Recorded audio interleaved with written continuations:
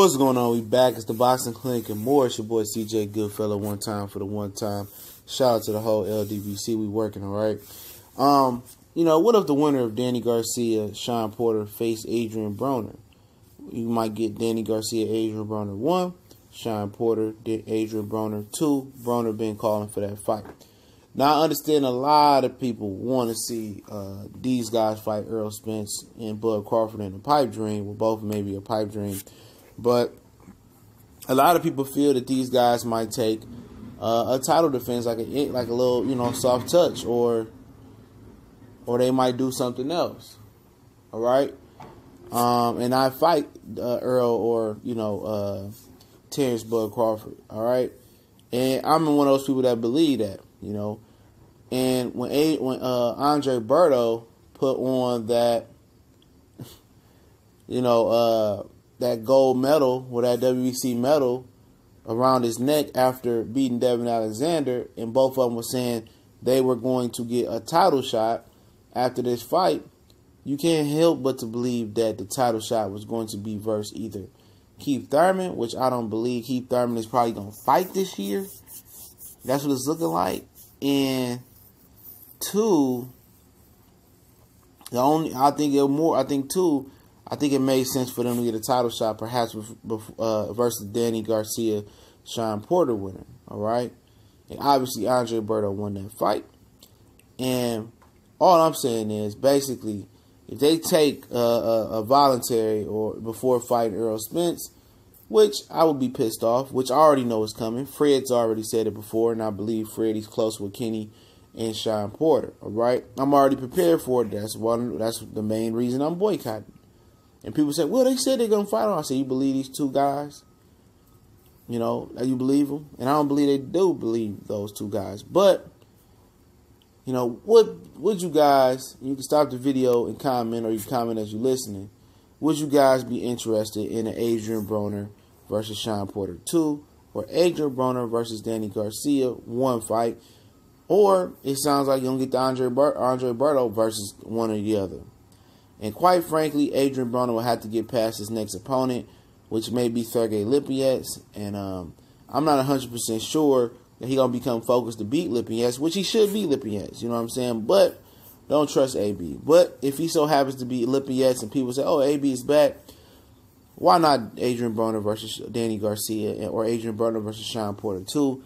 And Shawn Porter 2, he's been clamoring for that. He said he wants that rematch with Shawn Porter. Quite frankly, I don't see the outcome being very different. All right, I see Shawn Porter wanting another ugly matchup, and it did nothing for his stock. His stock didn't rise from the Adrien Broner fight like it should have. Madonna became an instant star in the sport of boxing as far as with casuals. Perhaps that's if he's the first one to beat him, or perhaps he beat Adrien Broner better than Shawn Porter did. Shawn Porter looked sloppy. It was an ugly, nasty fight. It turned off a lot of casual fans. Trust me, I was in the trenches.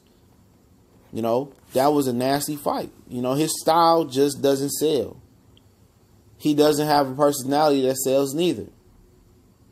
But I think for Danny Garcia, the Adrien Broner fight will bring a lot of pesos. It's a fight that they did a face-off when PBC first started on NBC. And Al Heyman told Adrien Broner to take that shit down, according to Danny Garcia.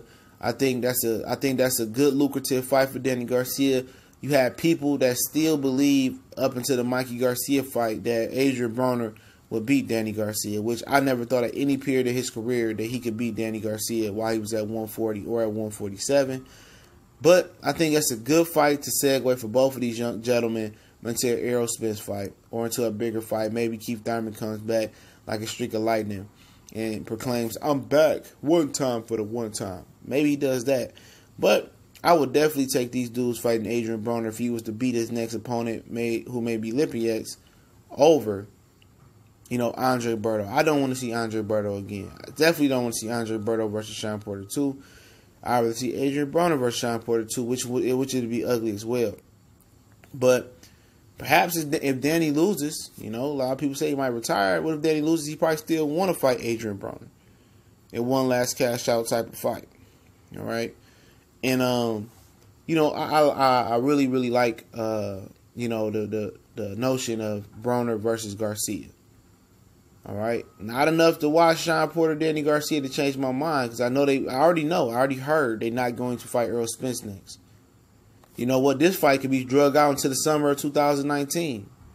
Shit, maybe the end of the summer, and then they might not fight again until 2020, Shawn or Danny Garcia. You know, I don't see them coming back and doing a quick turnaround in the first or second quarter of 2019. That's not their stilo. That's not their style. That ain't how they rock. And, you know, it's unfortunate that we can't get these two young champions or potential champions, and Shawn Porter, Danny Garcia, to be more active. And, you know, some people think it's a Showtime, you know, PBC date thing. Well, they need to find another platform that's going to give them more dates or add more dates other than Showtime. All right? They do.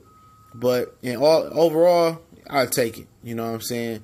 I don't want it. I'd rather see the best fight the best on the PBC side. And that's the main argument that Terrence Crawford people make. You said, man, how are we going to get Crawford implemented into the PBC side when PBC monopolized the welterweight division? They can't get their guys to fight each other. And that's a valid point. That's a valid point. You can't bring in new blood if you can't get the old blood circulating, man. And I definitely agree with that point. And, you know, but it is what it is. I just feel like if fighters want to fight each other, it's going to happen. And I don't think, you know, I think everybody's thinking business. And if that's the case, man, boxing is going to continue to be in a dark place. It's going to continue to destroy each other. It's going to continue to turn off fans. And more boxing fans are going to turn into fickle casual fans and watch it when they want to watch, especially with college football, and the NBA returning, college basketball, and college football returning. But it's the Boxing Clinic and more. It's your boy CJ Goodfellow. Don't forget, we got the new Raw and the Cut podcast. Hopefully, going to add some more episodes to there soon. Also, S1210, College Sports Most Wanted, is about to crank up, especially with the college football season almost being upon us as well. And if you want to donate, the PayPal link is there as well. If you want to join the donation group, not the donation group, if you want to join the Boycott Group, we're going to be boycotting Shawn and Danny Garcia in fights that need to be boycotted. Also, classic fight reviews, and we're going to be streaming classic fights as well. That link's in the description. Shout out to everybody that supports TBC and more. Share, comment, subscribe if you haven't. Y'all know the business is. We gone.